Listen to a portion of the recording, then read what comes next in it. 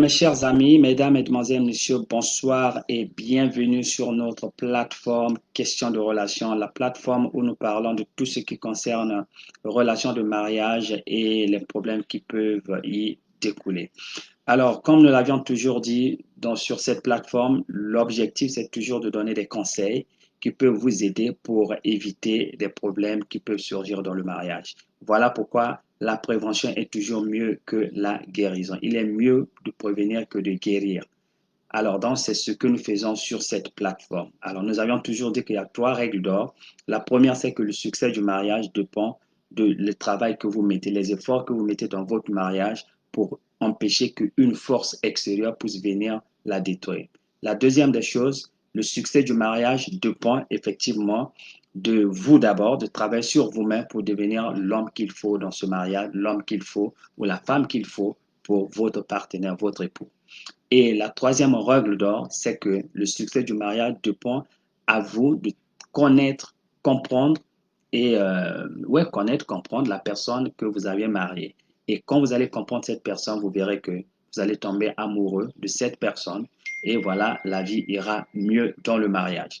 Alors, nous avions commencé à parler sur le sujet concernant les habitudes que nous faisons et qui peuvent avoir un effet négatif dans nos mariages. Nous avions commencé la dernière fois sur ce que les femmes font, les habitudes que les femmes font qui peuvent détruire le mariage. Ça, c'était donc la partie A. La partie B, nous continuons. Quelles sont les habitudes que les femmes font qui peuvent avoir un effet négatif dans leur mariage? Alors, il y en a beaucoup. Alors, aujourd'hui, nous allons donc continuer là où nous sommes arrêtés. L'une des habitudes que les femmes font généralement sans le savoir parfois, c'est le fait que le manque d'appréciation sur ce que l'homme fait. Alors, quand la femme n'apprécie pas ce que le mari fait, malgré tous les efforts, malgré tout ce qu'il fait pour faire de telle sorte que la famille soit heureuse, alors ce manque d'appréciation-là peut apporter un coup fatal au devenir, au futur de votre mariage. Et je dirais que c'est un mauvais comportement, c'est une mauvaise habitude, madame. Si vous n'appréciez pas ce que votre mari fait, alors là, ça sera très difficile que cette mari-là puisse vous aimer. Parce que l'homme fait de tout son mieux. Il va travailler, il fait tout. Il va extrêmement, comme on dit en anglais, pour vous satisfaire. Il vous apporte des petites choses. Alors, toutes les choses qu'il fait, réellement, il faut l'apprécier. Il faut lui taper au dos. Tu dis que voilà, bien fait. En tout cas, j'apprécie ce que tu fais. Plus vous appréciez ce que l'homme est en train de faire dans votre mariage, plus vous êtes en train de lui dire que moi, je suis là dans ce mariage, je suis heureuse dans ce mariage-là. Ça lui donne de la confidence, ça lui donne qu'il est en train de faire quelque chose de bien. Mais si vous n'appréciez pas, vous êtes toujours là morose, vous êtes toujours là en train de bouder, vous n'êtes jamais contente malgré tout ce qu'il fait. Voilà, tu ne fais rien, voilà, ceci, voilà. Vous êtes là toujours en train de se plaindre. Alors, à force de le faire, vous allez frustrer l'homme et vous allez finalement casser sa confiance, ça allait casser l'amour qu'il a vis-à-vis de toi, quoi. Les sentiments qu'il a envers vous, ces sentiments-là seront vraiment réduits à néant. Croyez-moi, les hommes comme les femmes aiment quand on apprécie ce qu'ils font. Cette appréciation est très, très importante. Donc, apprenez à apprécier votre mari et apprenez à être heureuse, à être contente avec le peu qu'il vous donne. Le peu qu'il te donne, soyez heureuse avec ça. Dites-lui que je suis satisfaite, je suis heureuse avec ce que tu me donnes, le peu que tu as. Comme ça, il sera satisfait, il va savoir qu'il a une femme dans la maison et les deux, vous pouvez travailler ensemble pour faire mieux. Donc, apprenez à apprécier votre mari dans tout ce qu'il fait.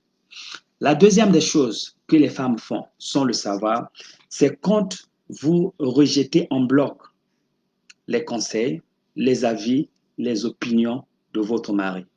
Alors ça, les hommes n'apprécient pas ça. Madame, le conseil que je vous donne, si vous voulez que votre mari puisse vous aimer, il faut toujours prendre en considération ses opinions, ses idées, ses versions, par exemple, ses suggestions. Voilà. Parce que la différence ici, l'homme par rapport à la femme, les femmes aiment parler, les femmes aiment parler, parler, parler. Mais quand tu viens avec un problème chez l'homme, réel, généralement, les hommes, ils te donnent un plan.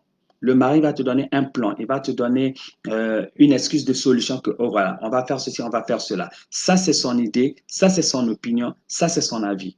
Alors, si tu veux que ton mari puisse t'aider, puisse t'aimer, il faut prendre cette idée-là, il faut prendre cette opinion-là, dire, OK, j'ai compris ce que tu vas faire. Maintenant, explique-moi. Voilà, quand tu prends en bord, comme on le dit, quand tu prends donc cette idée-là, quand tu prends cet avis-là, tu apprécies ce qu'il est en train de faire. C'est ça, c'est très important.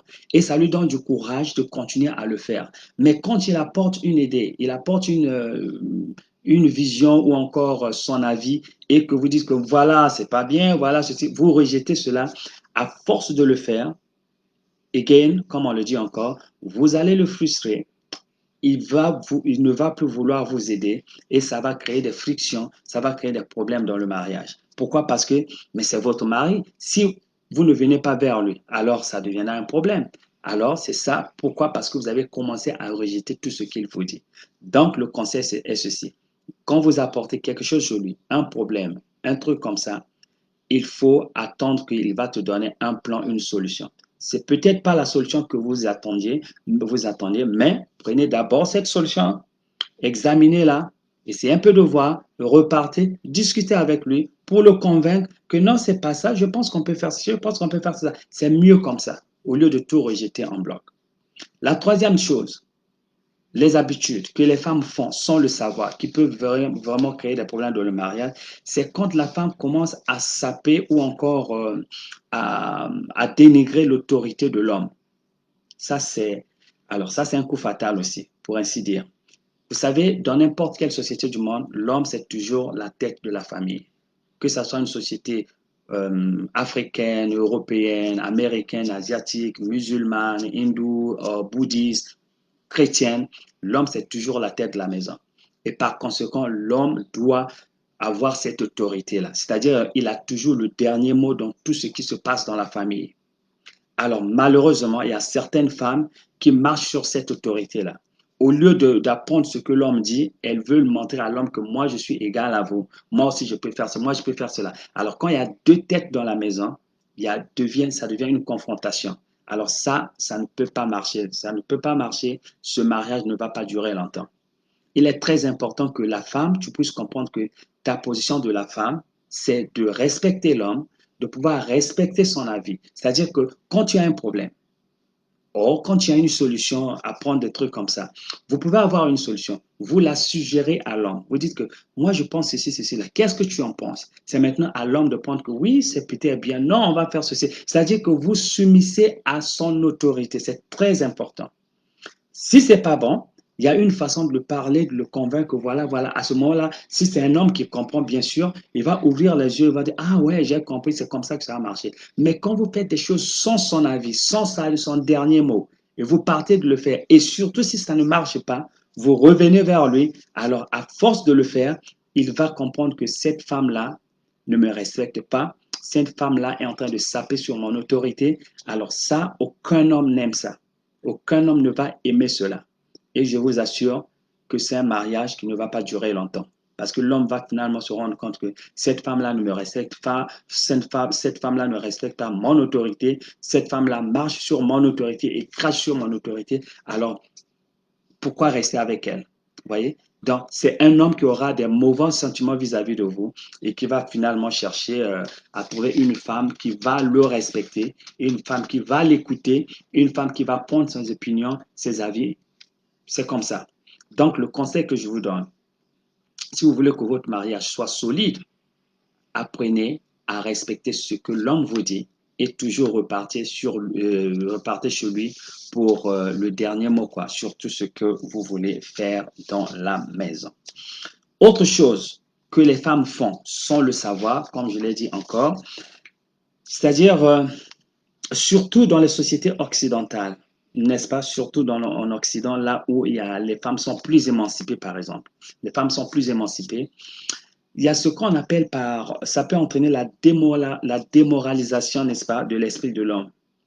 Qu'est-ce que cela veut dire? Ça veut dire tout simplement que il y a certaines femmes qui n'aiment pas accepter leur tort. Ils n'aiment pas accepter que ce sont elles qui sont fautives dans cela. C'est à cause d'elles. Elles n'aiment pas accepter cela. Et par conséquent, le tout se retombe sur l'homme. par exemple, les choses ne marchent pas bien, on a un problème de finances, par exemple, les enfants, des trucs comme ça, c'est toujours les femmes disent que voilà, c'est l'homme, il ne s'occupe pas de la maison, il ne fait rien, il est là, regarde comment sont les enfants, des trucs. Alors que le pauvre homme est en train de faire de son mieux, il est en train d'apporter une certaine éducation aux enfants, des trucs comme ça, il est en train de tout faire, mais les femmes n'aiment pas accepter ce tort-là. Elles n'aiment pas accepter qu'elles sont aussi fautives dans ce qui se passe dans la maison. C'est vrai que l'homme est la tête de la maison, mais qu'est-ce que vous apportez dans cela? Quel genre de conseil vous apportez? Quelle contribution vous apportez? Parce que généralement, on regarde toujours l'homme. Il est facile de porter, de blâmer la tête, parce que c'est quelqu'un qui est à la charge de quelque chose. C'est facile de le blâmer. Mais et vous, qu'est-ce que vous apportez dans cela? Quel est votre apport? Voilà, c'est très important. Donc, quand on arrive à balancer tout sur l'homme, on lui donne des étiquettes comme étant un homme paresseux, un homme qui n'a pas de cœur, un homme qui ne s'occupe de rien, un homme qui est là, qui fait ceci, qui fait cela. Alors, c'est très démoralisant. Ça peut affecter l'esprit de l'homme même. Ça va affecter quelque chose que l'homme, dans son cœur interne, il est blessé dans son cœur. Il ne peut peut-être pas parler, mais je vous assure, il n'est pas content au fond de lui. Et comme je l'ai toujours dit, quand l'homme n'est pas content, qu'est-ce qui se passe? Ça atteint les sentiments. Quand les sentiments sont blessés, l'amour est blessé. Et quand cet amour est blessé, il sera très difficile que vous deux vous puissiez vivre ensemble. Donc, mon conseil, madame, c'est essayer de supporter l'homme dans ce qu'il est en train de faire. Apportez votre contribution. S'il y a quelque chose qui ne va pas, venez vers lui, dites regardez, regardez, regardez, regardez. C'est votre mari, donc il faut parler ensemble de trouver une solution commune. Mais comme je l'ai toujours dit, attendez toujours son dernier mot afin qu'il se pense, qu'il se comporte comme étant un homme, quoi. Quand l'homme sait que le dernier mot lui revient, c'est ce que l'homme aime. Mais si vous le faites sans son avis, sans son dernier mot, je vous assure que ça n'ira pas loin. Donc, c'est un comportement ou une habitude que vous devez éviter si vous voulez solidifier votre mariage. Autre comportement que les femmes généralement font, surtout ici en Occident, c'est quand on passe trop son temps pour sa carrière ou bien pour le travail. On néglige le temps qu'on devait passer avec la famille à la maison. C'est vrai que nous sommes dans la société moderne où la femme doit contribuer, l'homme doit contribuer pour le bonheur de la maison. C'est bien. Mais il faut toujours comprendre que vous êtes avant tout une femme, vous êtes une mère de famille et vous êtes la femme d'un homme. Et par conséquent, c'est vrai que vous travaillez, mais il faut trouver une balance entre le travail et la maison. Tout comme l'homme, la femme, tout comme la femme plutôt, l'homme a aussi besoin que vous passez plus de temps avec lui. Il a besoin de vous sentir à ses côtés. Il a besoin que vous soyez avec lui, vous pouvez aider ici et là. Mais quand vous passez tout votre temps au travail, par exemple le matin, le soir, vous êtes toujours là au travail. Et surtout si vous avez des enfants. Donc c'est l'homme qui s'en occupe, c'est l'homme qui fait cela. Donc vous voyez, il y a une imbalance qui se fait là, n'est-ce pas? Alors c'est plus l'homme qui est là, alors les hommes n'apprécient pas cela. Donc, le temps que vous passez à la maison, essayez un peu de trouver un équilibre entre le temps que vous passez à la maison et le temps que vous passez au travail. C'est vrai que le travail est important parce que vous devez payer le loyer et tout consort avec le mari ensemble, mais en tant que femme, le temps que vous passez avec l'homme, c'est un temps très précieux. Il faut trouver ce temps-là. Faites de votre mieux pour toujours trouver ce temps-là que vous devez passer avec votre mari, avec vos enfants. Et généralement, qu'est-ce qui s'arrive? Ce qui se passe, c'est que la femme, après avoir travaillé, vous rentrez à la maison, vous êtes fatigué. Et l'homme a besoin de vous. Alors là, oh, je suis fatigué, des trucs comme ça. Vous voyez, si vous continuez à faire ce genre de choses, je vous assure que ça va créer des frictions dans la maison. Ça va faire de telle sorte que cet homme-là sera déçu de vous. Et je vous assure, il va chercher à voir ailleurs. Il va chercher une femme qui peut-être sera là pour lui, aura du temps pour lui. C'est une habitude, surtout dans le monde occidental où tout le monde travaille, les femmes travaillent, mais je vous assure en tant que femme, prenez votre responsabilité de mère de famille, prenez votre responsabilité de femme de la maison et essayez de trouver cette balance-là pour maintenir votre mariage. Il faut savoir que le mariage, c'est votre source de bonheur, c'est votre source de joie. Le mariage est très important. Si vous n'êtes pas marié, c'est autre chose. Mais quand vous êtes marié, il faut savoir que votre vie est partagée, n'est-ce pas? Votre vie est partagée entre toi et ton mari. Et par conséquent, il faut lui donner donc le temps nécessaire pour qu'il puisse se réjouir de vous en tant que sa femme. Alors, la dernière chose que je voulais partager avec vous ce soir, ça concerne le grand problème, le problème d'infidélité. Alors ça, c'est un grand problème. Tout comme les hommes, les femmes aussi, le problème d'infidélité, c'est un péché impardonnable. N'est-ce pas? C'est comme on le dit, c'est une ligne qu'il ne faut pas affranchir. On peut faire autre chose, comme ça l'homme peut vous pardonner, mais quand on a franchi la ligne d'infidélité, alors là, c'est une ligne qu'on ne peut pas affranchir. Ça, je vous assure que 8 hommes sur 10 vont vous mettre à la porte. Ça, c'est clair. C'est sûr que le mariage est fini. Dès que l'homme apprend que sa femme est dans l'infidélité, que sa femme sort avec un autre homme, alors ça, je vous assure que 9, je dis bien 8 hommes sur 10 vont vous mettre dans la porte, à la porte plutôt. Donc, le problème d'infidélité, c'est quelque chose, bon, je ne sais même pas comment le dire, mais vous le comprenez, c'est un grand problème. Pourquoi? Vous savez que depuis que le monde existe, vous n'avez jamais vu une femme marier 2, 3 hommes. Ça n'existe pas. Un homme peut marier 2, 3, 4, 5 hommes. Ça existe. Même dans la Bible, ça existe. Dans la société, même chrétienne, ça existe. Dans la société musulmane, hindouiste, bouddhiste, même en Occident, ça existe. C'est comme ça que la nature existe. Vous allez me demander, mais comment? Je te dis que c'est comme ça que la nature existe.